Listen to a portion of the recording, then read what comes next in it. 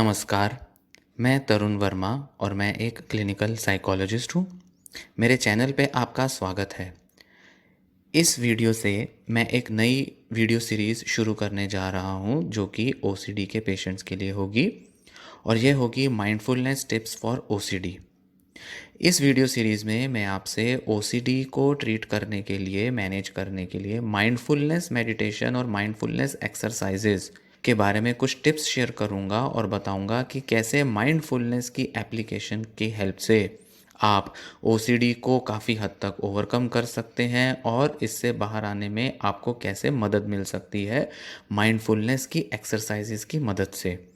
Mindfulness को जानना, mindfulness को समझना आपके लिए बेहद ज़रूरी है अगर आप ओसीडी से सफ़र कर रहे हैं या आपका कोई फैमिली मेम्बर ओसीडी से पीड़ित है। इस वीडियो सीरीज़ में मैं कई सारी आपसे ऐसी टिप्स शेयर करूंगा जो कि आपके लिए ओसीडी को मैनेज करना बेहद आसान कर देंगी। हालांकि शुरुआत में आपको बहुत मुश्किल हो सकती है, आपको समझने में थोड़ी दिक्कत आ सकती है, आपको एप्लीकेशन में थोड़ा सा जूझना पड़ सकता है, पर अगर आप समझकर, अगर आप जानकर पूरे अच्छे तरीके से इन एक्सरसाइजेस को अप्लाई करेंगे तो ये सारी की सारी टिप्स, टेक्निक्स आपको ज़रूर फ़ायदा देंगी। ये इंट्रोडक्टरी वीडियो है तो इसमें थोड़ा सा मैं आपके साथ ब्रीफ में बात करूंगा कि ओसीडी क्या है और कैसे माइंडफुलनेस की मदद से हम ओसीडी को दूर कर सकते हैं और उस पर काफ़ी हद तक काबू पा सकते हैं। कुछ लोगों के लिए ओसीडी क्योर हो सकता है माइंडफुलनेस की हेल्प से। साइकोलॉजिकल मैनेजमेंट जो कि माइंडफुलनेस से होती है उसकी मदद से आप काफ़ी हद तक ओसीडी को या तो पूरी तरह से क्योर कर सकते हो या उसको बहुत अच्छा मैनेज कर सकते हो। तो आइए जानते हैं थोड़ा सा ओसीडी के बारे में, इसकी जो ट्रीटमेंट अप्रोचेस होती हैं उसके बारे में, और फिर आगे मैं आगे की वीडियोस में आपसे बात करूंगा कि माइंडफुलनेस को लेकर कैसे आप ओसीडी को मैनेज कर सकते हैं। ओसीडी मतलब ऑब्सेसिव कंपल्सिव डिसऑर्डर, जो कि एक टाइम पर बहुत ज़्यादा अनट्रीटेबल, इनक्योरेबल प्रॉब्लम, बीमारी समझी जाती थी। जिन लोगों को ओसीडी होता था, मतलब ऑब्सेसिव कंपल्सिव डिसऑर्डर, वो सालों तक साइकोथेरेपी लेते रहते थे जिसमें उनको या तो बिल्कुल भी बेनिफिट नहीं मिलता था या थोड़ा बहुत बेनिफिट मिल जाता था। और एक टाइम था जब मेडिकेशंस, मतलब कि मेडिसिन्स बिल्कुल अवेलेबल नहीं थी या जो अवेलेबल थी वो बिल्कुल इनफेक्टिव थी। ये मैं बात कर रहा हूँ आपसे 20वीं सदी की शुरुआत की या 19वीं सदी के अंत की बात कर रहा हूँ। तभी ओसीडी को सही तरीके से समझा जाने लगा था। बट काफ़ी फॉर्चुनेट चेंजेस आए 20वीं सदी के अंत में, या ये कहें कि 1950-60 के दशक के बाद बहुत अच्छे बदलाव आए साइकोलॉजिकल साइंस में, साइकाइट्री, क्लिनिकल साइकोलॉजी की साइंस में बहुत सारे अच्छे चेंजेस आए।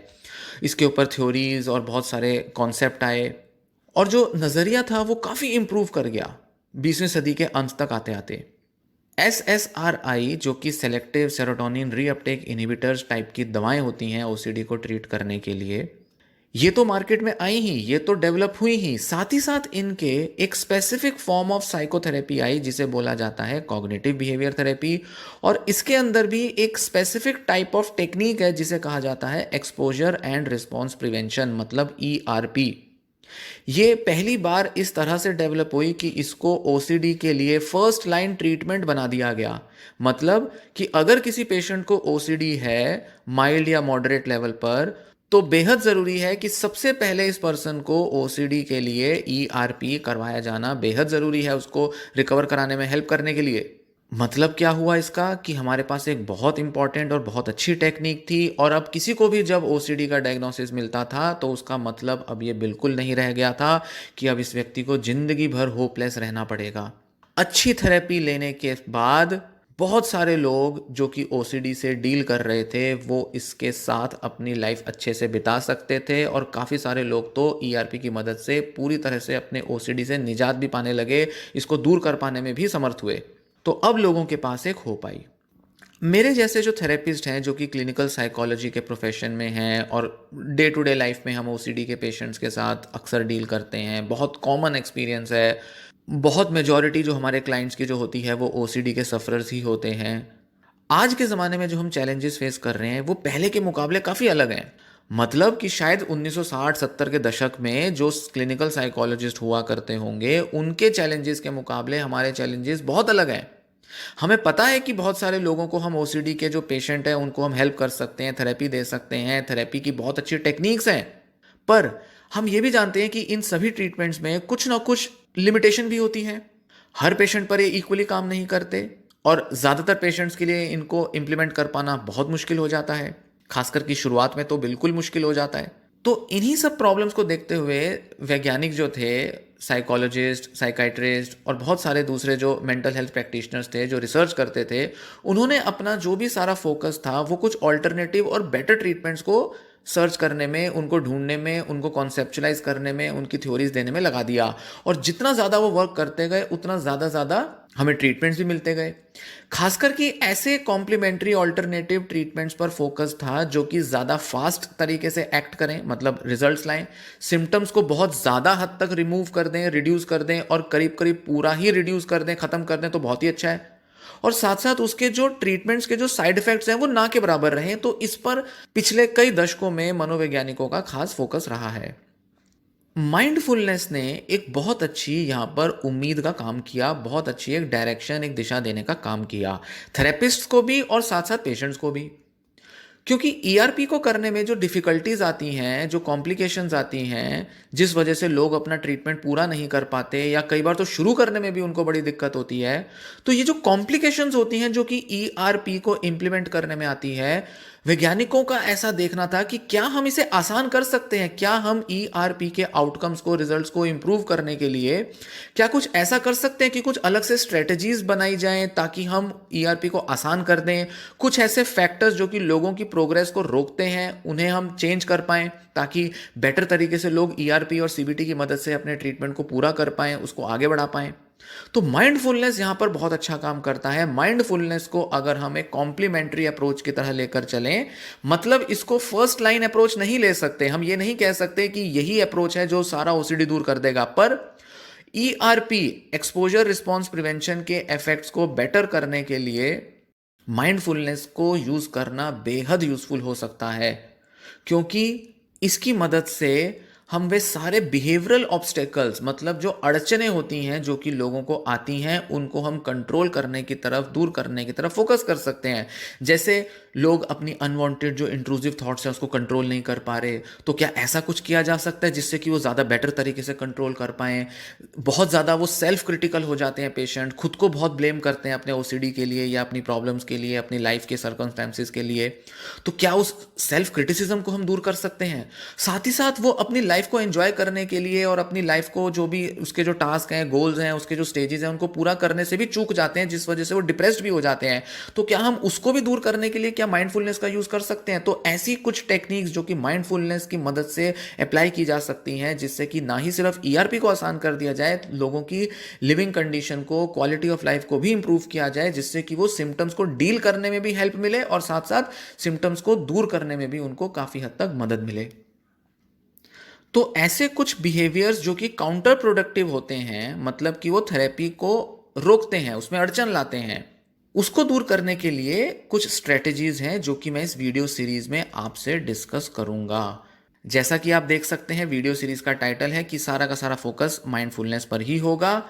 माइंडफुल होने से आप बहुत सारे ऐसे जो आपके जो अनप्रोडक्टिव, अनहेल्पफुल अटेम्प्ट्स होते हैं, जिससे कि आप अपनी अनप्लेजेंट थॉट्स को भगाना चाहते हो, उसमें जो बहुत सारे जो अनहेल्पफुल अटेम्प्ट्स हैं उनको आप दूर कर सकते हो। मतलब कि जिसमें आप फेल कर रहे हो, जिसमें आप सक्सेसफुल नहीं हो पा रहे हो, और साथ ही साथ आप एक्सेप्ट कर सकते हो उन चीज़ों को, उन चीज़ों से बाहर आ सकते हो जिनको कि आप कंट्रोल नहीं कर सकते।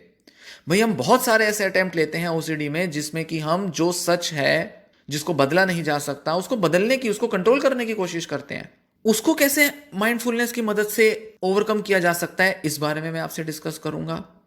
साथ ही साथ सेल्फ क्रिटिसिज्म को दूर करने के लिए, खुद की आलोचना, खुद को ब्लेम करने की जो आदत बन जाती है, उसको दूर करने के लिए सेल्फ कंपैशनेट कैसे हुआ जाए, इस पर भी मैं फोकस करूंगा। इसको भी बहुत हद तक यूज करके आप अपने अंदर एक बेटर आउटलुक, एक बेटर पॉजिटिविटी ला सकते हैं, जिससे कि आपको ईआरपी और अपने ट्रीटमेंट में काफी हेल्प मिले। सेल्फ कंपैशन को बढ़ाने से आपके जो एफर्ट्स हैं वो बहुत ही ज़्यादा फोकस्ड हो सकते हैं, और आप अपनी लाइफ में ओसीडी के रहते हुए भी जो बहुत सारी जो दूसरी अचीवमेंट्स हैं, दूसरे जॉयज हैं, दूसरे जो आपके जो एरियाज हैं जो कि आप हासिल करना चाहते हो, उनको भी आप और ज़्यादा जिंदा दिली से अप्रोच कर सकते हो, उनको हासिल कर सकते हो और अपनी मन मुताबिक लाइफ जी सकते हो। तो ना ही सिर्फ आप ओसीडी के सिम्टम्स को कंट्रोल कर सकते हो माइंडफुलनेस की मदद से, अनवांटेड थॉट्स वगैरह को मैनेज करके उसमें जो कंट्रोल करने को लेकर, जो इंट्रूसिव थॉट्स को लेकर जो आपका अनहेल्दी बिहेवियर है उसको मैनेज कर सकते हो सिर्फ, ना ही सिर्फ, साथ ही साथ आप सेल्फ कंपैशन की मदद से आप अपने अंदर जो नेगेटिविटी, बिलीव्स और जो इतनी जो रुकावटें आपकी लाइफ में उनको भी दूर करने में आप एक अच्छा स्टेप आगे ले सकते हो, ताकि ओसीडी आपकी लाइफ को पूरा जकड़ के ना रखे, पूरा आप ऑक्यूपाइड ना हो जाए उससे। आपको ओसीडी ने रोक रखा है अपनी लाइफ में आगे बढ़ने से, वो जो रुकावटें हैं उनको दूर करने के लिए सेल्फ कंपैशन बेहद जरूरी होता है। तो इसमें दोनों चीजें कवर होंगी, अनवांटेड इंट्रूसिव थॉट्स जो कि सिम्टम है ओसीडी का, कंपल्जन जिसकी वजह से आती हैं उनको कैसे मैनेज किया जाए माइंडफुलनेस की मदद से, और साथ ही साथ जो बहुत जरूरी होता है मेंटल डिसऑर्डर्स को दूर करने में, वो है सेल्फ कंपैशन वाला एटीट्यूड कैसे अडॉप्ट किया जाए। इस बारे में मैं आपसे डिटेल में बात करूंगा। जो फंडामेंटल प्रिंसिपल होते हैं ईआरपी के, मतलब जो मूलभूत जो इसके जो आधार हैं, टेक्निक्स हैं, नियम हैं, वो हमेशा यही डिमांड करते हैं कि आप जो भी एंग्जाइटी प्रोवोकिंग, एंग्जाइटी पैदा करने वाले जो आपके एक्सपीरियंसेस हैं, थॉट्स हैं, उनसे दूर भागने से अपने को रोकें। क्योंकि कंपल्जन्स क्या है? कंपल्जन्स हैं अपनी ऑब्सेसिव थॉट्स में आने वाली एंग्जाइटी को दूर भगाने का तरीका।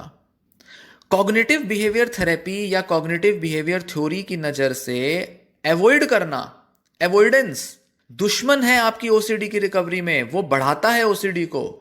जितना आप अपने ऑब्सेशन को, अपनी नेगेटिव थॉट्स, इमेजेस, जो इंट्रूसिव थॉट्स हैं उनको भगाने की कोशिश करते हो, दबाने की कोशिश करते हो, रोकने की, मिटाने की कोशिश करते हो, कंट्रोल करने की कोशिश करते हो, उतना ज्यादा आप अपने ओसीडी को बढ़ाते हो। क्योंकि ये सारे जो रोकने, दबाने, मिटाने के एफर्ट्स हैं ये अवॉइडेंस है, आप दूर भाग रहे हो इनको फेस करने से। आप अपनी intrusive imagery, intrusive thoughts, ideas, impulses को फेस करने से दूर भाग रहे हो, इनको एक्सेप्ट नहीं कर पा रहे हो।